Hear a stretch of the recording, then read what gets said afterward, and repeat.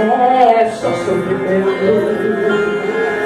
Quantas vezes já te deu vontade de parar? Não é verdade? Verdade, meu Deus. Seu proceder é reclamar dizendo não tem jeito. Você chega a lamentar que é mais uma hora, que a felicidade é feita de chorar. Escute isso. Mas eu creio nas promessas, sua história dessa forma não vai terminar. As palavras desse livro ninguém pode contestar. Apenas estou aqui como profeta. Ele enviou, não é? Ele vai vir a tua vez, o teu cativeiro. Você crê? Pois nem tudo que acontece é como a gente quer. A vida feita de espinhos é. Ao tropeçar, melhor remédio é levantar de novo. Persevere, siga em frente, sem olhar atrás. Pois quando cruzar os portais, você vai pisar em outro. Já preparou uma morada pra você na glória? Sem essa vida de espinhos, hoje você chora. Saiba que na outra irá sorrir. Deixa os projetos que o homem jamais imagina. Seu diploma de direito ninguém desanima. Também que amor contempla. Onde os seus pés jamais irão se ferir.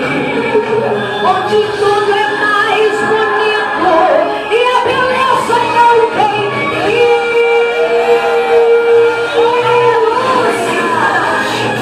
Te curou, onde o ferrugem não corre o tesouro, onde a tristeza jamais haverá, onde o louvor nunca mais cessará. Olhando o coral sem louvor e o dom dará em detalhes você entender que a coroa de honra e o troféu de honra é pra quem vencer. É só pra quem vencer. É só pra quem vencer.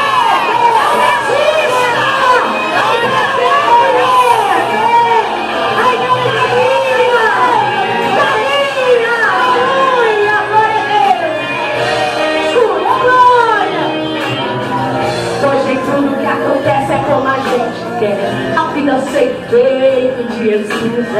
Ao tropeçar, melhor remédio, levanta de novo. Persevere, siga em frente, sem olhar atrás. Pois quando cruzar os portais, você vai pisar em uma. Essa é a promessa. Essa é a glória.